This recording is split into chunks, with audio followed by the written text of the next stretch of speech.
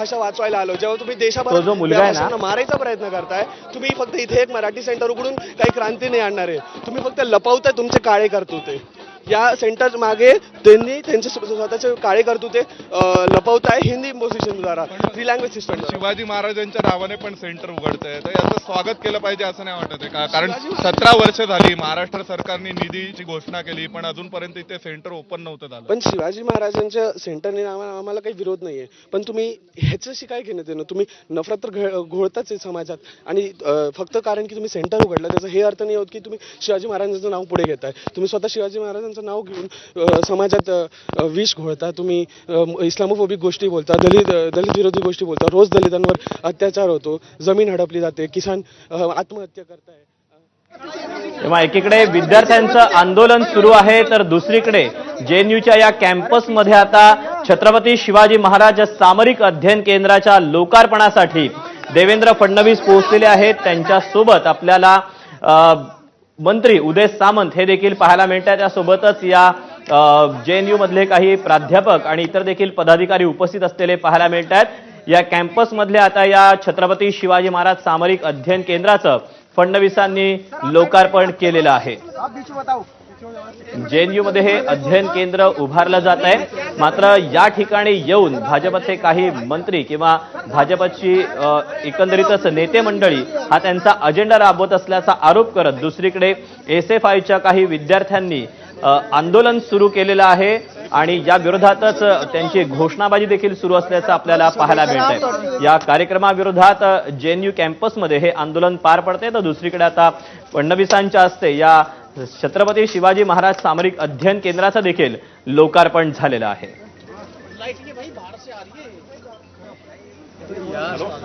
पीछे हो जाओ यार, पीछे होकर कर लो यार.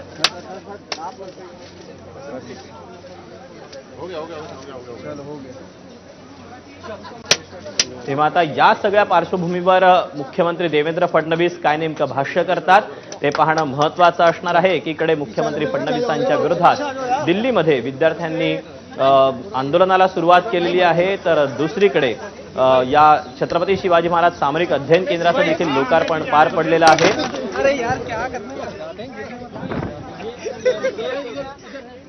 तेव्हा आता दिल्लीतल्या या कार्यक्रमानंतर मुख्यमंत्री माध्यमांना काही प्रतिक्रिया देतात का, काही भाषण करतात का, काही बोलतात का, हे पाहणं महत्त्वाचं असणार आहे.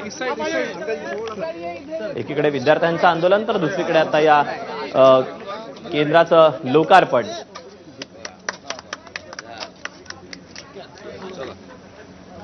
सरकारकडून या सगळ्याबाबत घोषणा करण्यात आलेली होती, निधी मंजूर झालेला होता, परंतु प्रत्यक्षात कधी हे पूर्ण होणार असे अनेक प्रश्न उपस्थित असताना दुसरीकडे आता या सामरिक अध्ययन केंद्राचं उद्घाटन होत असताना या सगळ्या पार्श्वभूमीवर भाजपचा मुख्यमंत्री या ठिकाणी येतो आहे, तो त्याचा अजेंडा राबवतो आहे असा आरोप करत विद्यार्थ्यांनी SFIनं प्रामुख्यानं आंदोलनाला सुरुवात केलेली आहे. फडणवीसांच्या विरोधात घोषणाबाजी केली जाते. JNU कॅम्पस परिसरामध्ये हे आंदोलन केलं जाते. खरं तर JNU म्हटल्यानंतरच एक प्रतिमा डोळ्यासमोर उभी राहते, ती अर्थातच आंदोलन करणारे विद्यार्थी. तर एकीकडे छत्रपती शिवरायांचं सामरिक अध्ययन केंद्राचं लोकार्पण फडणवीसांनी केलं, तर दुसरीकडे विद्यार्थ्यांचं देखील आंदोलन पार पडतं आहे आणि अजेंडाचा मुद्दा घेऊन हे सगळे विद्यार्थी हे आंदोलन करतायत. आता यासोबतच फडणवीस या सगळ्या पार्श्वभूमीवर काय बोलतात ते पाहणं महत्त्वाचं असणार आहे. मंत्री उदय सामंत देखील यावेळेला त्यांच्यासोबत आपल्याला पाहायला मिळतात. खासदार अनिल बोंडे हे देखील यावेळेला उपस्थित असलेले पाहायला मिळत होते. आपण याबद्दलचे अपडेट जाणून घेऊया. तर सोमेश कोलगे आपल्यासोबत आहे. सोमेश, छत्रपती शिवाजी महाराज सामरिक अध्ययन केंद्राचं फडणवीसांच्या हस्ते लोकार्पण झालंय, काय अपडेट मिळत आहे? नक्कीच दीपक, आपण पाहू शकतो सध्या जिथे हे आंदोलन सुरू आहे ते JNU संमेलन केंद्र, त्या JNU संमेलन केंद्रामध्ये देवेंद्र फडणवीसांचा कार्यक्रम पार पडणार आहे. छत्रपती शिवाजी महाराज सामरिक अध्यासन केंद्र आणि कुसुमाग्रज मराठी भाषा केंद्राच्या उद्घाटनाचा. आणि इथून काही अंतरावर म्हणजे जर आपण पाहिलं तर आता देवेंद्र फडणवीस हे या JNU कन्व्हेन्शन सेंटरच्या दिशेने येत आहेत. जर आपण पाहिलं तर देवेंद्र फडणवीस हे या कन्व्हेन्शन सेंटरच्या दिशेने येत आहेत. एका बाजूला फडणवीस येत आहेत, दुसऱ्या बाजूला विद्यार्थी घोषणार येत आहेत. आपण पाहू शकतो की एका बाजूला फडणवीस हे या विद्यापीठामध्ये येत आहेत आणि दुसऱ्या बाजूला या संघटनांकडून घोषणाबाजी सुरू आहे की देवेंद्र फडणवीस वापस जाओ म्हणून. एका बाजूला जो VIP एंट्रन्सचा गेट केलेला आहे तिथून आता देवेंद्र फडणवीस मुख्य सभागृहाच्या दिशेने जात आहेत. आता जर आपण पाहिलं तर इथे या विद्यार्थ्यांचं आंदोलन पांगवण्यासाठी प्रयत्न झालेत सुरक्षा व्यवस्थेकडून. काही विद्यार्थी वॉलवर चढलेत, भिंतीवर चढलेत, आपण पाहू शकतो या संमेलन केंद्रामध्ये शिरण्यासाठी म्हणून. आणि या भिंतीवर चढून आता जर आपण पाहिलं तर सुरक्षा रक्षक आणि विद्यार्थ्यांमध्ये बाचाबाची सुरू आहे. आपण पाहिलं तर हे विद्यार्थी संघटनेचे कार्यकर्ते या संपूर्ण संमेलन केंद्राचा जो एंट्रन्स आहे तो ब्लॉक करण्यात आला होता आणि त्यामुळे त्या ब्लॉक केलेल्या एंट्रन्समधून त्यांना आतमध्ये जाता येत नव्हतं. आणि अशा वेळी ते सगळेजण हे इथून जाण्याचा प्रयत्न करत असताना सुरक्षा रक्षक हे विद्यार्थ्यांना अडवत आहेत. आपण पाहिलं तर आता हे बघा, आपण पाहू शकतो देवेंद्र फडणवीस सभागृहात पोहोचलेले आहेत आणि सभागृहाच्या बाहेर या संघटनांचे कार्यकर्ते खूप मोठ्या प्रमाणावर आंदोलन करण्यासाठी आतमध्ये शिरण्याचा प्रयत्न करतायत. इथे काही साध्या वेशामध्ये पोलीसही आहेत आणि हे सगळेजण जर आपण पाहिलं तर सुरक्षा कवच भेदून आत जाण्याचा प्रयत्न करतायत. जर आपण पाहिलं तर आता ही JNU कन्व्हेन्शन सेंटरची भिंत आहे, ज्या भिंतीवरून उड्या मारून आतमध्ये जाण्याचा प्रयत्न करतायत. दलित मायनॉरिटीजच्या नावाने आपण पाहिलं बघा, सुरक्षा रक्षक धावत जात आहेत आणि त्यांनी या कन्व्हेन्शन सेंटरचा जो मुख्य प्रवेशद्वार आहे ते बंद केलेले आहे. आणि हे सगळे विद्यार्थी हे आता भिंतीवरून चढून आतमध्ये जाण्याचा प्रयत्न करतायत या कार्यक्रमाला विरोध म्हणून. आणि दुसऱ्या बाजूला एका दुसऱ्या प्रवेशद्वाराने मुख्यमंत्री देवेंद्र फडणवीस, मराठी भाषा मंत्री उदय सामंत हे सभागृहामध्ये पोहोचलेले आहेत. या सगळ्या विद्यार्थ्यांना आतमध्ये जायचे. आपण पाहिलं तर यांच्याकडे सगळ्यांकडे देवेंद्र फडणवीस गो बॅक अशा स्वरूपाचे पोस्टर्स आहेत. आणि या ठिकाणी काम करणाऱ्या असंख्य डाव्या विचारांच्या विद्यार्थी संघटना आणि त्यामध्ये काही student federation of India, ASI, all India student association अशा या संघटनांकडून हा निषेध प्रदर्शनाचा कार्यक्रम केला जातोय. सध्या JNU स्टुडंट युनियनमध्ये सुद्धा याच संघटनांनी निवडणुका जिंकून आपलं वर्चस्व प्रस्थापित केलं, त्यामुळे त्यांनी JNU स्टुडंट युनियनचे बॅनर सुद्धा वापरलेत. आपण पाहू शकतो खूप मोठ्या प्रमाणावर इथे जर आपण पाहिलं तर खूप मोठ्या प्रमाणावर सुरक्षा रक्षक आणि विद्यार्थ्यांमध्ये या JNU कन्व्हेन्शन सेंटरच्या प्रवेशद्वारावर खूप मोठ्या प्रमाणावर संघर्षाची स्थिती निर्माण झालेली आहे. आणि सुरक्षा यंत्रणा या विद्यार्थ्यांना आतमध्ये जाण्यापासून रोखतायत. मगाशी खाली थांबलेले असताना या विद्यार्थ्यांनी मोठ्या भिंतीवरून चढून या कन्व्हेन्शन सेंटरमध्ये येण्याचा प्रयत्न केला होता. आणि त्यानंतर मग या सगळ्या संघटना या आता इथून आतमध्ये जाण्याचा प्रयत्न करतायत. दुसऱ्या बाजूला जर आपण पाहिलं तर सभागृहाच्या आतमध्ये देवेंद्र फडणवीसांच्या मुख्य कार्यक्रमाला सुरुवात झालेली आहे. आता सुरक्षा रक्षक थोडेसं बळाचा वापर करतायत.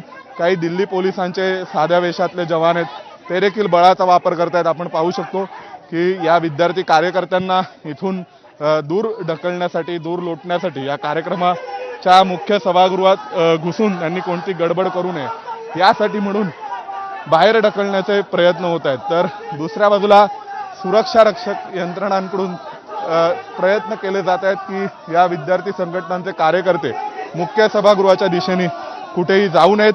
आणि तरी सुद्धा या विद्यार्थी संघटनांनी या मुख्य प्रवेशद्वाराबाहेर हे आंदोलन केलेले आणि आता सभागृहात घुसण्याचा प्रयत्न हा संघटनांकडून सुरू आहे. जर आपण पाहिलं तर या जवाहरलाल नेहरू विद्यापीठाच्या या संपूर्ण परिसराला कॉर्डन ऑफ करण्यात आलेलं होतं. त्यानंतरही आंदोलक विद्यार्थी कार्यकर्ते इथपर्यंत कसे पोहोचले हा एक मुख्य प्रश्न आहे. आणि हे सगळे जर आपण पाहिलं तर अनेक साध्या वेशातले पोलीस मोठ्या संख्येने या कॅम्पसमध्ये हजर आहेत. जर आपण दुसऱ्या बाजूला पाहिलं तर मोठ्या प्रमाणावर पोलिसांचा फौजफाटा इथे उपस्थित होता, पण तरी सुद्धा हे सगळे विद्यार्थी कार्यकर्ते आतमध्ये येऊन या कार्यक्रमाच्या ठिकाणापर्यंत पोहोचले आणि देवेंद्र फडणवीसांच्या विरोधामध्ये घोषणाबाजी करत, महाराष्ट्र सरकारच्या विरोधात घोषणाबाजी करत त्यांनी आतमध्ये जाण्याचा प्रयत्न केला. आता हे विद्यार्थी बहुतेक इथे बसून ठिय्या आंदोलन करण्याच्या भूमिकेमध्ये दिसत आहेत. काही विद्यार्थी आता प्रवेशद्वारावर खाली बसत आहेत आणि या सगळ्यांना आवरण्याचा प्रयत्न दिल्ली पोलिसांचे जवान आणि JNUच्या सुरक्षा व्यवस्थेतले जवान हे सगळे थांबवण्याचा प्रयत्न करत होते. आणि जर आपण पाहिलं तर SFIचे बोर्ड्स आहेत, त्यासोबतच आयसाचे जी ऑल इंडिया स्टुडंट असोसिएशन आहे, स्टुडंट फेडरेशन ऑफ इंडिया आहे, या सगळ्यांकडून इथे मोठ्या प्रमाणावर घोषणाबाजी होते. मोदी के दलालों को एक धक्का और दो, सावरकर के चेलों को एक धक्का और दो, अशा स्वरूपाच्या घोषणा या JNU कन्व्हेन्शन सेंटरच्या मुख्य प्रवेशद्वारावर सुरू आहेत. खरं तर याविषयी आज सकाळीच एक पर्चा जारी करण्यात आला होता आणि त्या माध्यमातून डाव्या संघटनांनी देवेंद्र फडणवीसांच्या कार्यक्रमाचा निषेध करण्याचं एक आवाहन केलं होतं. त्या पार्श्वभूमीवर सुद्धा इथे मोठ्या प्रमाणावर हे आंदोलन होऊ शकले. तर या सगळ्या गोष्टी असंख्य प्रश्न निर्माण करणार आहेत. त्याचवेळी JNUतील जे वातावरण आहे त्याचंही दर्शन घडवणार आहेत. एका बाजूला JNUच्या मुख्य सभागृहामध्ये कन्व्हेन्शन सेंटरमध्ये कार्यक्रम होतोय, दुसऱ्या बाजूला या सर्व संघटनांकडून इथे आंदोलन सुरू आहे. आता जर आपण पाहिलं तर तू जे सांगतोय त्याप्रमाणे एकीकडे मराठी अध्ययन केंद्राचं उद्घाटन होत आहे तर दुसरीकडे ही सगळी निदर्शनं पाहायला मिळतात. खरं तर JNUला आंदोलन नवं नाही, परंतु इतका मोठा कार्यक्रम पार पडत असताना इकडे सुरक्षा व्यवस्था देखील तैनात केली असणार. VIP जर व्यक्ती येत असेल तर अर्थातच सगळी तपासणी वगैरे केली जाते, परंतु आज विद्यार्थी आंदोलन करण्यात याची कुणकुण कोणालाच नव्हती का? नाही, नक्कीच दीपक, असं नाहीये. खरं तर आज सकाळीच याविषयी आवाहन करण्यात आलं होतं की देवेंद्र फडणवीसांच्या कार्यक्रमाचा निषेध हा इथल्या अनेक संघटनांकडून, विद्यार्थी संघटनांकडून करण्यात आला होता. त्याविषयीचा पर्चाही जारी करण्यात आला होता. आणि जर आपण पाहिलं तर जो इथे हजर असलेला फौजफाटा आहे, अनेक साध्या वेशातले पोलीस आहेत, प्रत्यक्ष JNUची सुरक्षा व्यवस्था आहे, ही सगळीच जण तयारीमध्ये होते की इथे कोणत्याही प्रकारचा अनुचित प्रकार घडू नये. हा एरिया कॉर्डन ऑफ करण्यात आलेला होता. पण तरी सुद्धा इथल्या विद्यार्थी संघटनांनी या JNUच्या कन्व्हेन्शन सेंटर बाहेर पोहोचून आंदोलन करून दाखवलेलं आहे. आणि आंदोलन करत असताना खूप म्हणजे या ठिकाणी केलेला फौजफाटा, इथे असलेली सर्व प्रकारची तटबंदी आणि सुरक्षा व्यवस्था भेदून या मुख्य कार्यक्रमाच्या ठिकाणापर्यंत या संघटनांचे कार्यकर्ते पोहोचले. आणि त्यांनी आल्यानंतर पहिल्यांदा यांना सभागृहापर्यंत पोहोचू देऊ नये यासाठी प्रयत्न केले जात होते, परंतु तिथपर्यंत आल्यावरही पुढे आपण मगाशी थोड्या वेळापूर्वी पाहिलं कशा प्रकारे भिंतीवर चढून विद्यार्थी हे सभागृहाच्या मुख्य प्रवेशद्वारापर्यंत पोहोचलेत. आणि आता देखील यांच्या घोषणाबाजी सुरू आहे. सोमेश, आता देखील या सगळ्या विद्यार्थ्यांची घोषणाबाजी आपल्याला पाहायला मिळते. तर दुसरीकडे मराठी अध्ययन केंद्राचं उद्घाटन होत आहे. प्रामुख्यानं तुझ्या बोलण्यामध्ये जो उल्लेख आला, हे जे सगळे विद्यार्थी आहेत हे सगळे डाव्या संघटनांचे विद्यार्थी असल्याचं समजतंय. यांचा विरोध नक्की कशाला आहे, कशासाठी ही निदर्शनं केली जात आहेत? दीपक, जर आपण आता त्या घोषणा पाहिल्या आणि त्या विद्यार्थ्यांसोबत जो मगाशी संवाद साधण्याचा प्रयत्न केला होता, त्यातून दिसतंय की त्यांनी जो दाखला दिलेला आहे तो मायनॉरिटीज आणि दलित आणि विशेषतः काही ठिकाणी भाषिक साम्राज्यवाद, लिंग्विस्टिक इम्पेरियलिझमच्या विरोधामध्ये आमची लढाई असं म्हटलं जातं. एका खरं तर हे आश्चर्याची गोष्ट आहे की मराठीसारख्या एक प्रादेशिक भाषेचं JNU सारख्या प्रतियश विद्यापीठामध्ये केंद्र सुरू होत आहे आणि त्याचवेळी दुसऱ्या बाजूला इथे भाषिक साम्राज्यवादाचा दाखला देत आंदोलनं होत आहेत. त्यासोबतच अल्पसंख्याक आणि दलितांचा होत असलेल्या अत्याचाराच्या अनुषंगाने आणि ज्या घोषणा आहेत त्यामध्ये नरेंद्र मोदींचा उल्लेख आहे, सावरकरांचा उल्लेख आहे. त्यामुळे एकंदरीत जी विचारधारांची लढाई जी वैचारिक लढाई कायम JNU मध्ये पाहायला मिळते, तर त्या वैचारिक लढाईतूनच हे आंदोलन आणि हे सुरू असलेलं निषेध प्रदर्शन आणि चालू आहे असं आपण म्हणू शकतो. आपण काही त्या विद्यार्थ्यांनाही विचारू क्यों ये सब किया जा रहा है, क्या कारण है देवेंद्र फडणवीस का विरोध करने के? देखिए, जेएनयू अपनी एक विरासत के लिए जाना जाता है, वैचारिक सोच के लिए जाना जाता है. लगातार जिस तरीके से हेट मॉन्गर्स को ये VC बुलाती है, जिस तरीके से हर बार देवेंद्र फडणवीस जैसे लोग यहाँ आते हैं और अपनी एक छवि लेकर आते हैं, लगातार आप देखिएगा महाराष्ट्र में किस तरीके से लैंग्वेज के नाम पे, जाति के नाम पे, धर्म के नाम पे वायलेंस बढ़ता जा रहा है. और ये सरकार, बीजेपी की सरकार, फडणवीस की सरकार लगातार इस वायलेंस को बढ़ावा देने में अपना रोल प्ले कर रही है, जिसके खिलाफ हम अपना प्रदर्शन. बॉयकॉट फडणवीस या देवेंद्र फडणवीस गो बैक, ऐसा विरोध क्यों? क्योंकि JNU तो जाना जाता है मुक्त विचारों के लिए, अभिव्यक्ति स्वतंत्रता के लिए, तो यहाँ पे क्या महाराष्ट्र के मुख्यमंत्री को अभिव्यक्ति स्वतंत्रता नहीं मिलेगी? नहीं, महाराष्ट्र के मुख्यमंत्री के लिए हमारा ये प्रोटेस्ट नहीं है, ये प्रोटेस्ट हमारा फडणवीस के लिए है. फडणवीस जिस तरीके से लगातार वायलेंस को बढ़ावा दे रहे हैं अपने स्टेट में, महाराष्ट्र में जिस तरीके से लैंग्वेज के नाम पे, जिस तरीके से आप देखिए जाति और धर्म के नाम पे बंटवारा हो रहा है, लगातार हमारे इंडिया के सिटीजन्स पे हमला हो रहा है, हमारे कॉन्स्टिट्यूशन पे ये हमला है. इसीलिए हम प्रोटेस्ट कर रहे हैं और बता रहे हैं कि ये हमला हम एक्सेप्ट नहीं करते हैं. आप कौन से ऑर्गेनाइजेशन से और कौन कौन से ऑर्गेनाइजेशन के लोग इसमें शामिल हुए?